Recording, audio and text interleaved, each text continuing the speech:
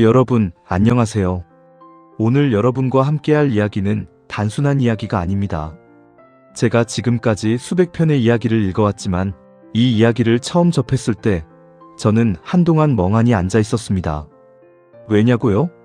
이 이야기 안에는 사람이 가질 수 있는 가장 순수하고 가장 잔인하고 가장 아름다운 감정이 모두 담겨 있기 때문입니다. 자, 볼륨을 조금 높여주세요. 주변의 소음을 차단하세요. 지금부터 여러분을 조선의 깊은 산자락으로 데려가겠습니다. 조선 후기 숙종 임금 시절의 이야기입니다. 한양에서 멀리 떨어진 함경도 어느 산골 마을, 그곳에 밤마다 아이 울음소리가 들린다는 소문이 돌았습니다. 사람들은 귀신이라고 했습니다. 산신령이 노했다고도 했습니다. 하지만 진실은 훨씬 더 서늘했습니다. 이 이야기의 시작은 절벽 위의 한 여인입니다. 이름은 연화. 나이는 23. 갓난아이를 품에 꼭 끌어안은 채 절벽 끝에 서 있었습니다. 발 아래는 수백 척의 낭떠러지. 저 멀리 산 아래에서는 횃불이 일렁이고 갑옷소리, 말발굽소리, 그리고 사람들이 외치는 소리가 바람에 실려 올라왔습니다. 잡아라. 역적의 철을 잡아라. 연화는 눈을 감았습니다. 그리고 뛰어내렸습니다. 여러분, 지금 이 장면에서 이야기가 끝났다고 생각하시나요? 절대 아닙니다. 이 이야기는 바로 이 순간부터 시작됩니다. 연화가 절벽에서 몸을 던진 그 순간, 강력한 손이 그녀의 손목을 낚아챘습니다. 이충원, 조선 최고의 무장, 적장의 목을 베는 것으로 명성을 떨친 사람. 그는 여인을 향해 칼을 들었다가 왜인지 칼 대신 손을 내밀었습니다. 나중에 그는 그 이유를 설명하지 못했습니다. 그냥 손이 먼저 움직였다고만 했습니다. 연화를 끌어올린 이충원은 그녀의 눈을 바라봤습니다. 죽음을 각오한 사람의 눈은 두려움이 없습니다. 그런데 이 여인의 눈에는 두려움이 있었습니다. 자신의 죽음에 대한 두려움이 아닌 다른 무언가에 대한 극도의 공포. 이충원은 그게 무엇인지 직감했습니다. 여인의 품 안에서 들려오는 작은 숨소리. 아이였습니다. 갓난아이가 여인의 오단에 꽁꽁 쌓인 채 작은 주먹을 쥐고 잠들어 있었습니다. 절벽 위의 바람에도 군사들의 함성에도 아랑곳하지 않고 이충원은 그 순간 굳어버렸습니다. 연화가 떨리는 목소리로 말했습니다. 대감, 제 아이만은 살려주세요. 단 한 문장이었습니다. 하지만 이 문장은 이충원의 평생을 바꿔놓았습니다. 그리고 여러분, 이 한 문장이 바꿔놓은 것은 이충원만이 아니었습니다. 이 이야기 전체가 이 한 문장에서 출발합니다. 자, 잠깐 멈추고 배경을 설명해 드리겠습니다. 왜 연화는 도망치고 있었을까요? 왜 그녀의 남편은 역적으로 몰렸을까요? 남편의 이름은 박세민. 한양의 작은 서당에서 아이들을 가르치던 선비였습니다. 권세도 없고 재산도 없었지만 학문에 대한 열정만큼은 누구에게도 뒤지지 않았습니다. 연화는 그런 남편을 사랑했습니다. 그런데 박세민은 실수를 했습니다. 아니, 실수라고 하기엔 너무 순수한 일이었습니다. 당시 조선에는 서인과 남인의 당쟁이 극에 달해 있었습니다. 임금의 눈밖에 나면 하루아침에 역적이 되던 시절, 박세민은 어느 날 자신이 쓴 글 하나가 화근이 될 줄은 꿈에도 몰랐습니다. 백성이 굶주리는데 왕이 연회를 여는 것은 도리가 아니다. 이 한 문장, 이 평범한 문장이 누군가의 눈에 띄었습니다. 그리고 역적의 씨앗이 되었습니다. 한밤중에 포졸들이 들이닥쳤을 때 연화는 방금 출산을 마친 상태였습니다. 몸도 가누기 힘든 상태에서 그녀는 아이를 품에 안고 뒷문으로 도망쳤습니다. 남편이 잡혀가는 소리를 들으면서 그 소리를 평생 잊지 못할 것이라고 생각하면서 박세민은 그날로 끌려가 다시는 돌아오지 못했습니다. 연화는 혼자였습니다. 갓난아이를 안고 겨울 산속을 헤매며 사흘이 지났습니다. 닷새가 지났습니다. 열흘이 지났습니다. 연화는 거의 쓰러질 지경이었습니다.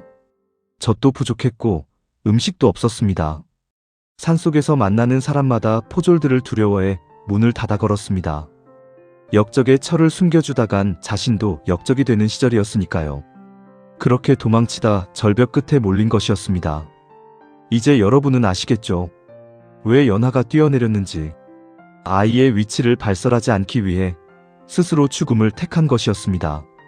죽으면 더 이상 고문을 당할 일이 없으니까요. 아이가 어디 있는지 말하지 않아도 되니까요. 그런데 이충원이 잡아챘습니다. 그 손 하나가 이 모든 이야기를 바꿔놓았습니다. 이충원은 그날 밤 진영에 돌아와 긴 시간을 생각했습니다. 규정대로라면 연하는 한양으로 압송해야 합니다.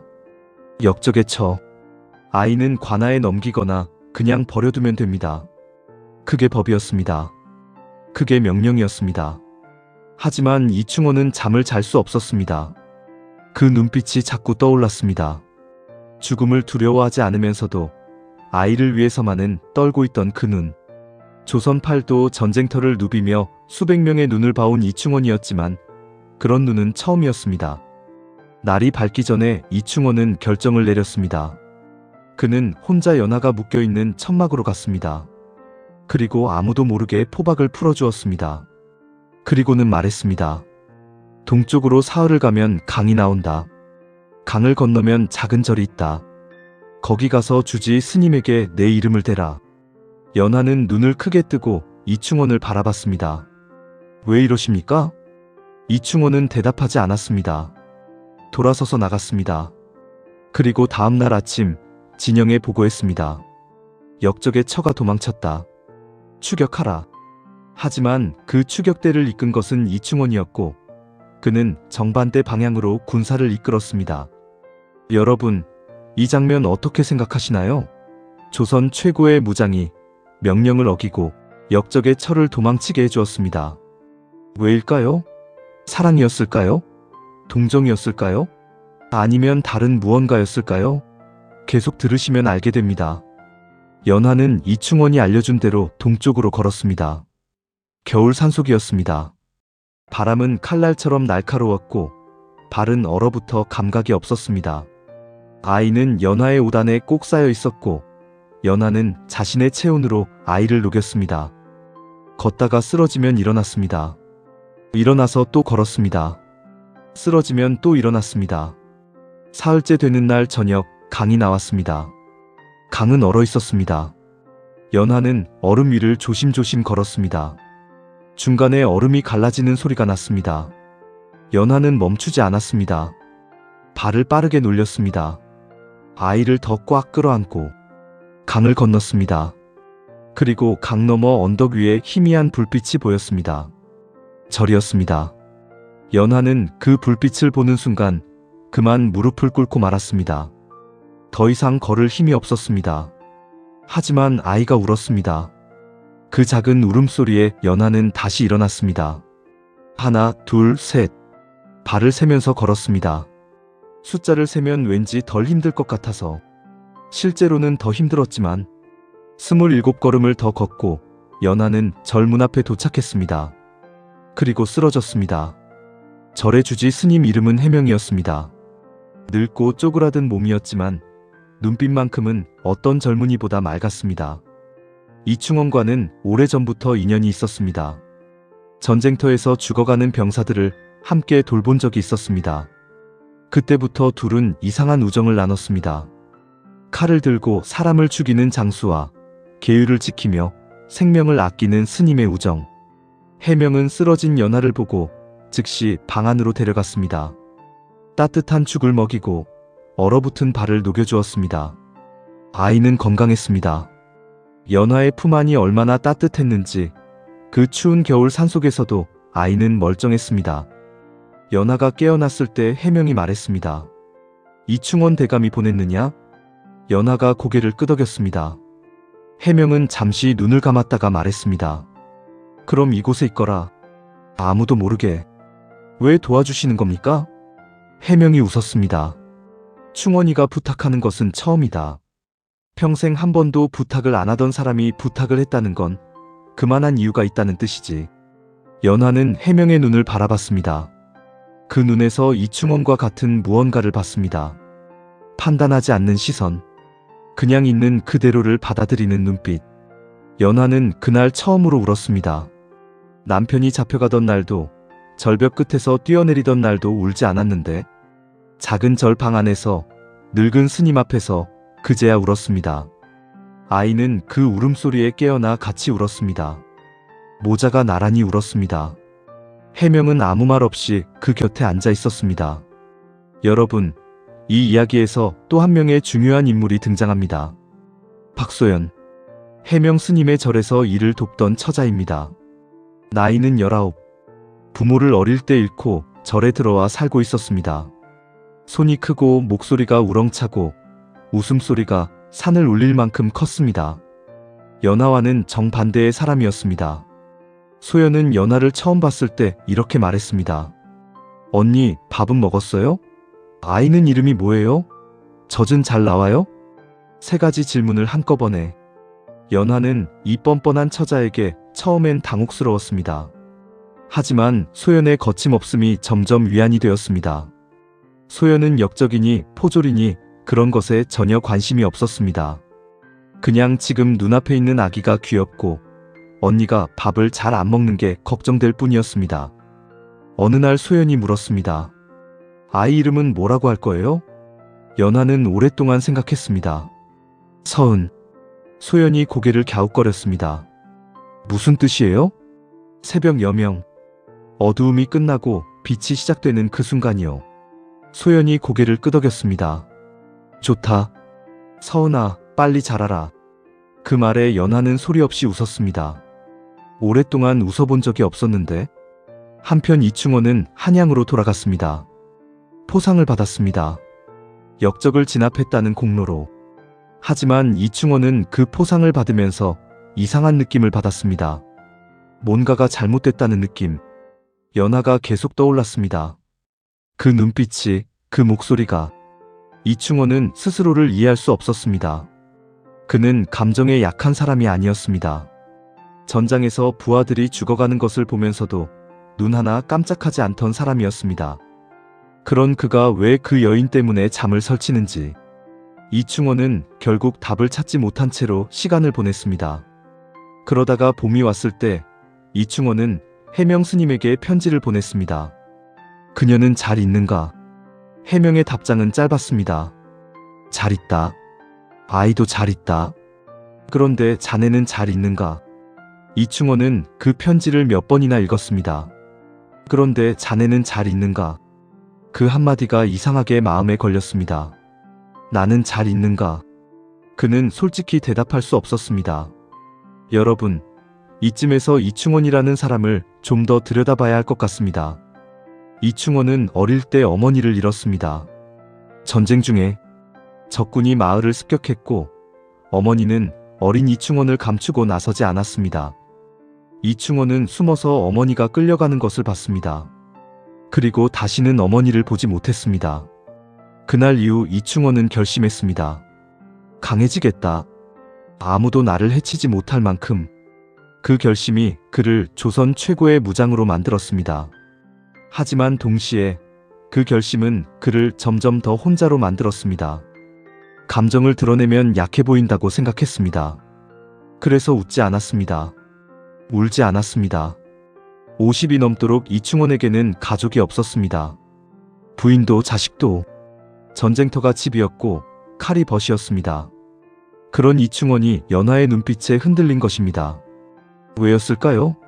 어쩌면 이충원은 연하에게서 자신의 어머니를 본 것이었을지도 모릅니다. 아이를 살리기 위해 자신의 목숨을 버리려 한 그 모습에서. 그리고 그것이 이충원이 평생 간직해온 가장 깊은 상처였던 것입니다. 겨울이 지나고 봄이 오고 여름이 왔습니다. 절에서의 생활은 고요했습니다. 위험하지 않다면. 연하는 아이 서은을 키우며 절 안에서 조용히 지냈습니다. 소연은 매일 와서 아이를 봐줬습니다. 해명은 아무것도 묻지 않고 그냥 두었습니다. 하지만 가을이 되던 날 문제가 생겼습니다. 포졸들이 절 근처를 맴돌기 시작했습니다. 해명이 연하에게 말했습니다. 조용히 있거라. 내가 알아서 하겠다. 하지만 연하는 그날 밤 잠을 잘 수 없었습니다. 포졸들이 이곳을 알고 온 것이라면 해명 스님도 위험해집니다. 소연도, 이충원도.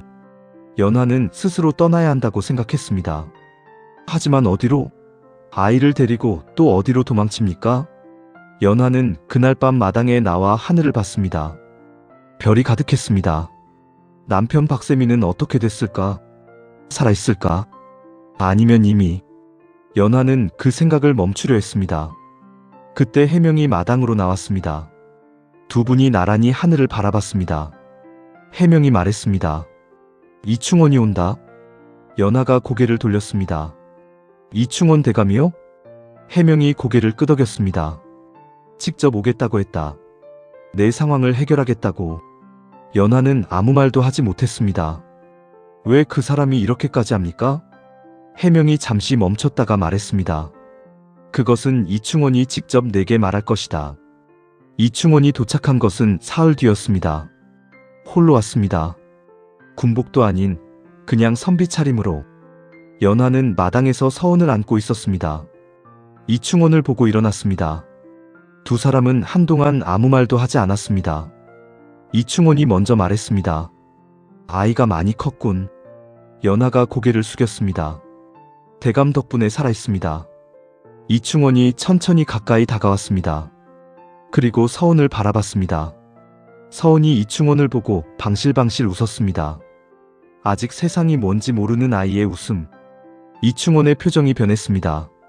아주 잠깐이었지만 연하는 봤습니다. 그 딱딱한 얼굴에 무언가 부드러운 것이 스쳐 지나가는 것을. 이충원이 말했습니다. 네 남편의 일을 알아봤다. 연하가 숨을 멈췄습니다. 살아있습니다. 의금부에 있습니다. 아직 판결이 나지 않았습니다. 연하의 눈에 눈물이 고였습니다. 이충원이 계속 말했습니다. 내가 손을 쓸 수 있을지 모르겠습니다. 하지만 해보겠습니다. 그리고 그동안 당신과 아이는 안전한 곳에 있어야 합니다. 연하가 물었습니다. 왜 이러십니까, 대감? 저를 그냥 잡아가셨으면 됐을 것을. 왜 이렇게까지? 이충원은 한동안 대답하지 않았습니다. 그리고는 아주 낮은 목소리로 말했습니다. 내 어머니도 나를 위해 죽으려 했습니다. 당신처럼. 연하는 말을 잇지 못했습니다. 이충원이 고개를 돌렸습니다. 하늘을 봤습니다. 나는 그날 어머니를 구하지 못했습니다. 그래서 그 한마디를 끝으로 이충원은 더 이상 말하지 않았습니다. 연하도 더 이상 묻지 않았습니다. 여러분, 이충원의 고백을 들으셨나요? 피도 눈물도 없다는 조선 최고의 무장이 사실은 평생 어머니의 죽음을 안고 살아온 사람이었습니다. 강해 보이는 사람 안에 얼마나 깊은 상처가 있는지, 그 상처가 그를 이렇게 움직인 것입니다. 저는 이 대목에서 매번 가슴이 먹먹합니다. 살아가면서 만나는 강해 보이는 사람들, 냉정해 보이는 사람들, 어쩌면 그 안에는 아무도 모르는 깊은 아픔이 있는 게 아닐까요? 자, 계속 가겠습니다. 이충원은 한양으로 돌아갔습니다. 그리고 움직이기 시작했습니다. 박세민의 사건을 다시 들여다봤습니다. 그가 쓴 글, 역적의 증거라고 제출된 그 문장들. 이충원은 문서를 하나하나 뒤졌습니다. 그리고 발견했습니다. 박세민의 글이 조작된 것이었습니다. 원래 문장은 이랬습니다. 백성이 굶주리는데 왕이 연회를 여는 것은 도리가 아니라는 말이 있으나 지금의 임금께서는 그런 분이 아니시다. 문장의 뒷부분이 잘려 있었습니다. 왕을 칭송한 부분이 없어지고 비판하는 앞부분만 남겨진 것이었습니다. 누가 이랬을까요? 이충원은 냄새를 맡았습니다. 박세민의 동료 중에 권영식이라는 선비가 있었습니다. 박세민이 가르치던 아이들의 부모에게 더 인정받고 싶었던 사람. 박세민을 시기했던 사람. 그가 문서를 조작해 밀고 한 것이었습니다. 이충원은 이 증거를 가지고 상부에 올렸습니다. 하지만 쉽지 않았습니다. 이미 박세민을 역적으로 판결하는 흐름이 만들어져 있었습니다. 거기에 반하는 것은 이충원 자신도 위험해질 수 있는 일이었습니다. 하지만 이충원은 물러서지 않았습니다. 몇 달이 걸렸습니다. 이충원은 그 몇 달 동안 매일 싸웠습니다. 칼로 싸우는 것이 아니라 문서로, 증언으로 사람들을 설득하며. 그것이 이충원에겐 전쟁보다 더 힘든 싸움이었습니다. 겨울이 다시 왔습니다. 절에서 연하는 매일 이충원의 소식을 기다렸습니다. 소연이 가끔 마을에 내려가 소문을 들어왔습니다. 어느 날 소연이 돌아와 말했습니다. 언니, 이충원 대감이 벼슬에서 쫓겨날 것 같다는 소문이 있어요. 연하가 굳었습니다. 왜요? 역적을 감싸고 돈다는 이유래요. 언니 남편 일 때문에. 연하는 방 안으로 들어갔습니다. 그리고 서운을 안았습니다. 이 아이 하나 때문에 얼마나 많은 사람이 위험해지는 것인가. 연하는 그 생각을 멈출 수 없었습니다. 해명도, 소연도, 그리고 이충원도 모두가 이 작은 아이 하나 때문에 위험에 빠지고 있었습니다. 그날 밤 연하는 편지를 썼습니다. 이충원에게. 대감, 그만하십시오. 저와 아이는 괜찮습니다. 대감께서 위험해지시면 안 됩니다. 이제 멈추십시오. 편지를 해명에게 주며 말했습니다. 보내주십시오.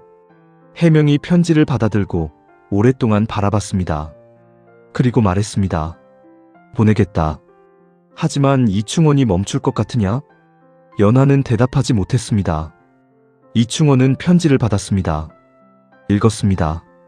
그리고 답장을 썼습니다. 딱 3글자였습니다. 걱정 말라. 그리고 더 강하게 밀어붙였습니다. 이충원은 결국 임금을 직접 만났습니다.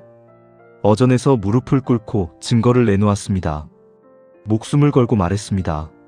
전하, 이 문서를 보시옵소서. 박세민은 역적이 아니옵니다. 조정이 술렁였습니다. 이충원이 역적을 두둔한다는 말이 나돌았습니다. 임금이 눈살을 찌푸렸습니다. 하지만 이충원은 물러서지 않았습니다. 전하, 거짓 문서로 선비를 역적으로 만든 자야말로 진짜 나라를 해치는 자이옵니다. 오랜 침묵이 흘렀습니다. 임금이 문서를 다시 살폈습니다. 그리고 말했습니다. 재조사하라. 재조사가 시작됐습니다. 권영식은 결국 자신의 죄를 자백했습니다. 모든 것이 밝혀졌습니다. 박세민은 역적이 아니었습니다. 하지만 너무 늦었을까요? 의금부의 감옥에서 박세민은 이미 건강이 많이 나빠진 상태였습니다. 혹독한 겨울을 감옥에서 보냈습니다. 제대로 먹지도 못하고 그래도 살아있었습니다. 석방 명령이 내려진 날 이충원은 직접 의금부로 갔습니다. 그리고 박세민을 부축해 밖으로 나왔습니다. 박세민이 말했습니다. 누구시오? 이충원이 말했습니다. 당신을 잡으러 갔다가 당신 부인을 만난 사람이요. 박세민이 눈을 크게 떴습니다. 연하가 살아있소? 이충원이 고개를 끄덕였습니다. 아이도 살아있소. 박세민은 그 자리에 주저앉아 울었습니다. 이충원은 그 곁에 서서 하늘을 바라봤습니다. 여러분, 이 이야기에서 저는 매번 이 장면이 가장 좋습니다. 박세민이 살아있다는 것을 알게 됐을 때 이충원의 표정. 아무도 그 표정을 설명한 사람이 없습니다. 하지만 저는 상상합니다. 그 딱딱하고 굳은 얼굴에 처음으로 무언가 녹아내리는 것을. 마치 오랫동안 얼어있던 강이 봄이 되어 녹듯이. 자, 이제 클라이맥스로 가겠습니다. 이충원은 박세민을 데리고 절로 향했습니다. 닷새가 걸렸습니다. 박세민은 몸이 약해서 자꾸 넘어졌습니다. 이충원이 잡아줬습니다. 두 사람은 그렇게 산길을 걸었습니다. 거의 아무 말도 하지 않으면서 중간에 박세민이 말했습니다. 연하가 왜 살아있소? 당신이 도망치게 해줬소? 이충원이 고개를 끄덕였습니다. 왜요? 이충원은 한참 생각하다가 말했습니다. 모르겠소. 그냥 손이 먼저 움직였소. 박세민이 그 말을 듣고 웃었습니다. 그 웃음이 이충원에게 이상했습니다. 왜 웃소? 박세민이 말했습니다. 당신 같은 사람이 그런 말을 한다는 게 신기해서요. 이충원이 못마땅한 표정을 지었습니다. 박세민이 말했습니다. 모르겠다고 하는 사람이 진짜 아는 사람이요. 안다고 하는 사람은 대개 모르는 거고. 이충원은 그 말을 이해하는데 한참이 걸렸습니다. 그리고 절에 도착했습니다. 절 마당에서 연하가 서운을 안고 있었습니다. 소연이 아이를 받아주겠다고 했지만 연하는 이상하게 그날따라 서운을 놓고 싶지 않았습니다. 그때 산길에서 두 사람이 걸어왔습니다. 이충원, 그리고 그 옆에 수척하고 초라한 차림의 남자. 연하는 처음엔 몰랐습니다. 그러다가 그 남자의 걸음걸이를 봤습니다. 오른발을 조금 끄는 그 걸음걸이. 어릴 때 다쳐서 평생 그렇게 걷는 사람. 연하의 손에서 서운이 거의 떨어질 뻔했습니다. 남편이었습니다. 박세민이었습니다. 연하가 달려갔습니다. 아이를 안은 채로. 두 사람이 마당 한가운데서 부딪혔습니다. 박세민이 연하를 안았습니다. 연하가 박세민을 안았습니다. 그 사이에서 서운이 두 사람에게 눌려 삐약 소리를 냈습니다. 세 사람이 처음으로 함께였습니다.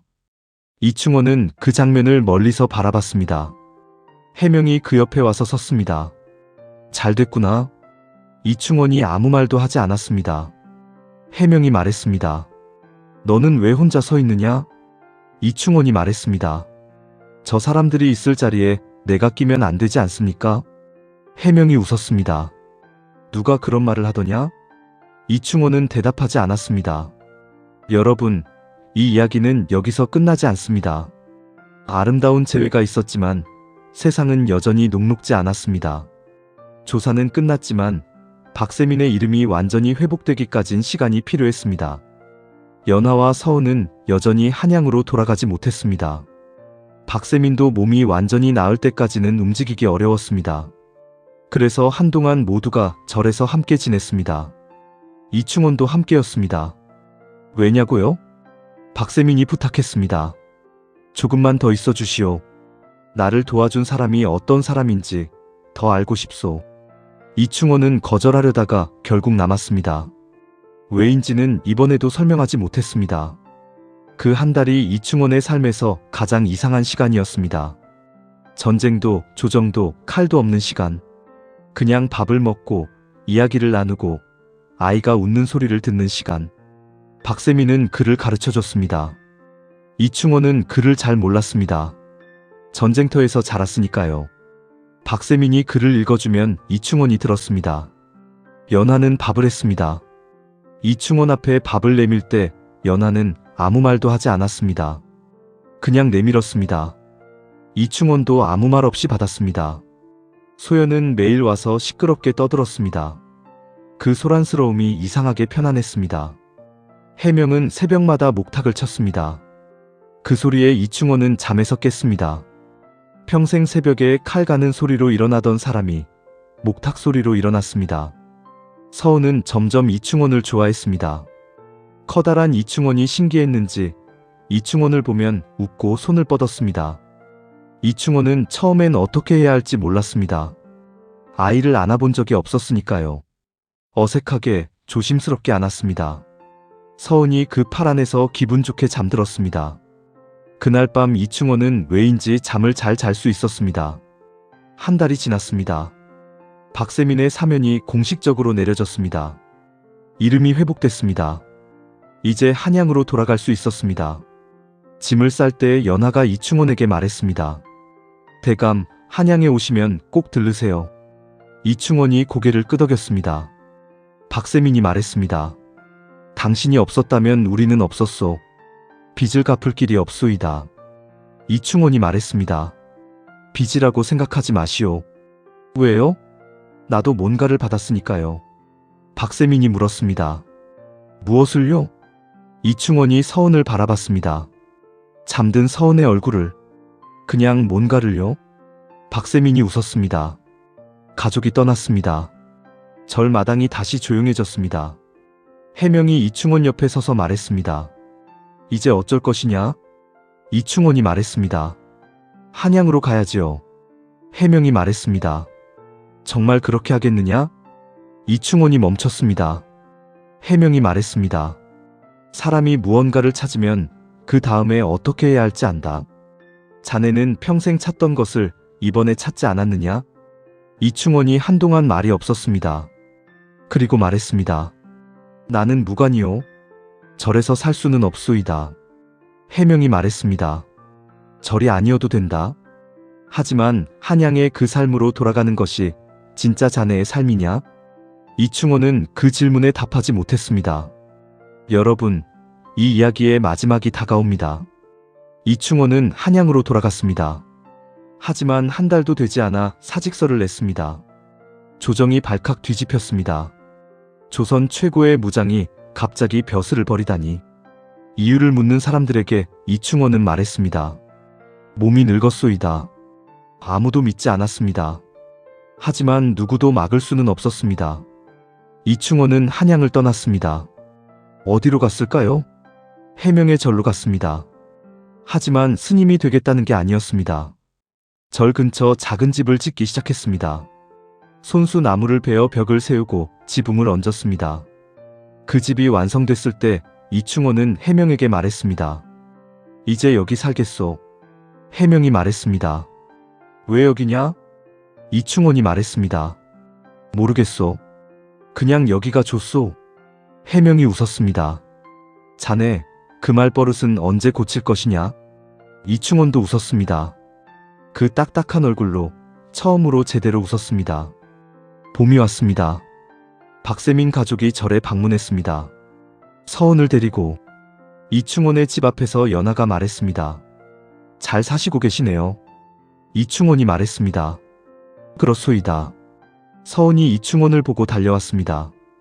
이충원이 서은을 들어올렸습니다. 이번엔 어색하지 않았습니다. 자연스럽게. 박세민이 이충원 옆에 앉아 말했습니다. 여기서 뭐라고 사시오? 이충원이 말했습니다. 그냥 살소이다. 박세민이 웃었습니다. 그냥 사는 것도 쉽지 않지요. 이충원이 고개를 끄덕였습니다. 맞소이다. 그런데 쉽지 않은 것 중에 그게 제일 좋은 것 같소? 두 사람은 나란히 앉아 산을 바라봤습니다. 봄산은 초록빛으로 물들어가고 있었습니다. 연하가 차를 내왔습니다. 서은은 이충원의 무릎 위에 앉아 하늘을 봤습니다. 아무도 아무 말도 하지 않았습니다. 그냥 그 시간이 흘렀습니다. 여러분, 이 이야기가 끝났습니다. 하지만 저는 여러분에게 한 가지를 더 말씀드리고 싶습니다. 이 이야기에서 진짜 주인공이 누구라고 생각하시나요? 연하일까요? 아이를 살리기 위해 절벽에서 뛰어내린 어머니. 이충원일까요? 냉혹한 장소에서 인간으로 돌아온 사람. 박세민일까요? 억울하게 갇혔다가 풀려난 선비. 서은일까요? 이 모든 일의 중심에 있던 갓난아이.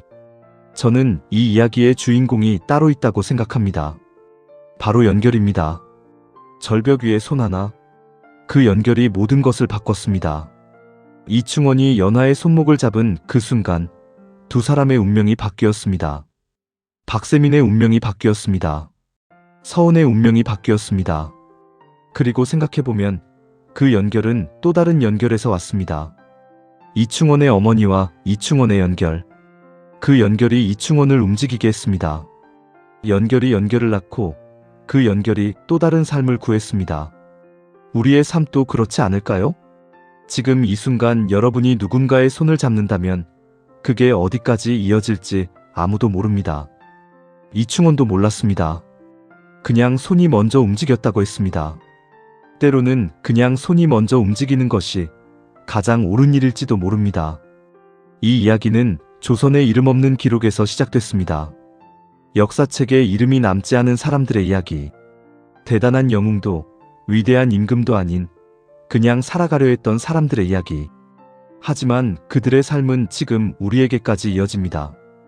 연하의 선택이, 이충원의 손이, 해명의 침묵이, 소연의 웃음이, 박세민의 글이, 서은의 울음이, 그 모든 것이 모여 이 이야기가 됐습니다.